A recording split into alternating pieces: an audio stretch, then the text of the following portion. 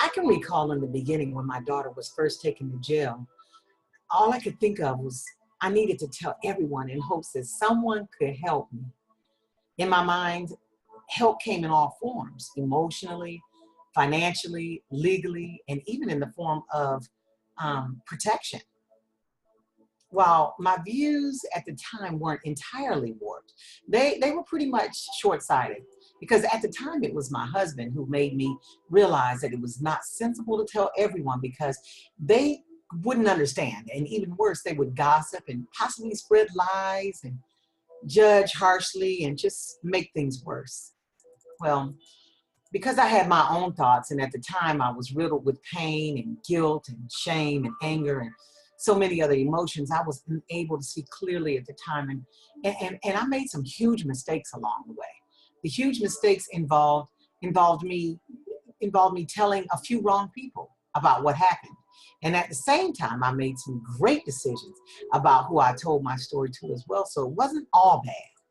After noticing many of my friends and family members who took a back seat when previously they were in the front seat, I started to take a closer look at knowing when to share my story and with whom. And this is important. This was an important question in my idea, because I began to contemplate why it was important. It's because the social stigma that was attached to it of having a loved one incarcerated, especially if it was your child, was just something to really think about. Prisoners, parents, children, and families, they also have to deal with these feelings of shame and the social stigma. Imprisonment is not just a reason for celebration or a reason to be proud. It's not the goal that we seek for our child or for anybody or for any of our family members. And many family members don't tell anyone or even their closest friends or relatives about their incarceration. And they go to great lengths to protect the prisoners themselves, the inmates themselves, their children, and they just want to protect themselves from the consequences of revealing the family secret. It's the dirty, dark secret. Depending on the crime and the commonness of the imprisonment in the neighborhood in which they live, family members may not be the objects of the social stigma or hostility in the neighborhood, but there is nevertheless a social stigma which family members experience from other elements in society. The parent, spouse, or child or prisoner may not experience stigmas directly until they reveal the incarceration, relative status, or to an employer, the child's teacher, or to a prospective landlord, or until the family moves into a prison town. That's when it all starts.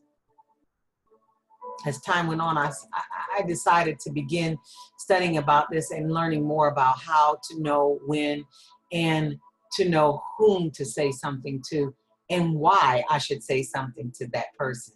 And I began to get a better explanation from learning from my own mistakes. And here's what I came up with. First, I came up with, there are 3 tips that we need to understand about, 3 social stigmas that we need to we really need to understand. First of all, it's the public stigma. It's what the public's attitude has towards people who are incarcerated or towards people who have a family member incarcerated. That's the public stigma, what people think. Now, the perceived stigma is what is your own individual perception of how other people, the public, how their attitude is towards the people who are incarcerated. So it's what you think other people think. And then it's the anticipated stigma. It's what your personal expectations are of experiencing what other people think about you and about your situation. So, how do people in society feel about offenders? Well, let's face it, mass incarceration in our country, is affecting our nation culturally, economically, I can't even say it, and socially. It's no wonder all 3 forms of stigma listed above that we just talked about exist and thrive in our society. And what I want to share from my mistakes is that there is a way to tell people a time and a place. I created this cool formula in my mind that helps me to determine if a person is worthy of knowing mine and my daughter's story. Yes, I said worthy, because when people tell me their life stories, I am a locked vault. And I not only take it to my grave, but I actually care. And so I want you to ask yourself these questions, because this is what I asked myself. One, do they have a strong personal relationship with this person, or my kid, or my family member, or the loved one that you have incarcerated? And do I trust them to know everything about me? That's the first question. Two, do I trust them to know? Period. Number three, does this person have a personal relationship with my kid, with my family member prior to their incarceration? Did they know you? Did they know your family? Did they know anybody before the incarceration? Until you can answer yes to all three of these questions, the probability that you should tell that person is a high, big, fat no. The reality is, if they don't know your kid or your loved one, and they can't do anything specifically to help you. And if you don't trust them with every bit of your personal story, they don't deserve to know it. I'm not suggesting that you hide, protect, or defend anything. What I'm suggesting is that you be wise and take into consideration that the social stigma is real, and that you need to be selective in who you tell. Your story is not meant to be your fortress, though. I'm not telling you this to stay in hiding. It's meant to be your fuel, just like it was my fuel. You might hide at times and slow down and need to tell someone to help build you up, but try to choose someone good to tell. When you tell your story, stick to the general thoughts of it all. Try not to go into details unless it's an attorney, a criminal justice advocate, or a best friend or a therapist. The less people know, the better. The most important details to share are where your kid is incarcerated or your loved one is incarcerated, for how long.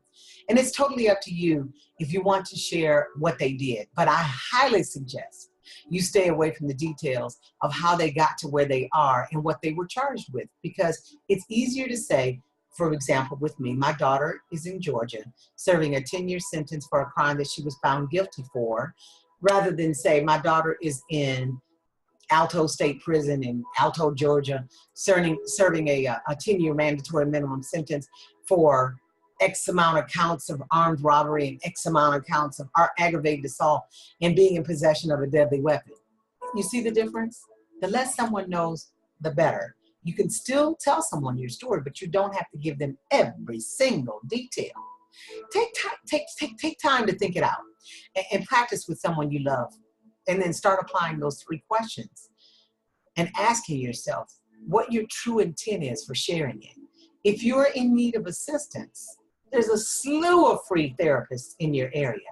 You can look them up by going to my website, Parents with Incarcerated Children, and typing in your zip code into our resource guide. And you'll see a ton of sliding scale free individual therapists and counselors. Go to pwicus.org and find out why you should tell your story, who you should tell your story, what you should tell your story about, and when you should tell your story, because everybody does not deserve to know your story. You have to protect some things for the goodness of your own personal emotional health, and you have to not hide at the same time, because protecting, hiding, and defending, all that does is set you up to live in a state of incarceration, even though you live in the free world. But at the same time, you have to be wise enough to know that everyone is not on your side. Everyone who's standing by your side is not on your side. And you have to begin to be wise enough to uncover who those people are by understanding there is a public stigma, a perceived stigma, and anticipated stigma. So that's all I have to share with you today. If you want to book me to come speak in your area, speak at your conference, speak at your church, speak at to you personally, to your groups, or you want to do some individual one-on-ones, go to www.bookmonalisa.com. That's bookmonalisa.com.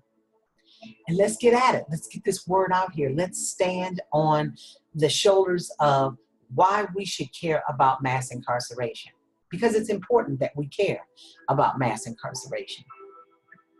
And the public and the world needs to start to become aware of this and understand how this is not working for where we are today. In the meantime, and in between time, I'm Mona Lisa, and I want want you to know I'm your sister in this journey. I'm going to be with you the entire time. And there's nothing you can say or do that'll run me away from you. And I just want you to know that until we talk again, misery is a choice. So choose joy. God bless you.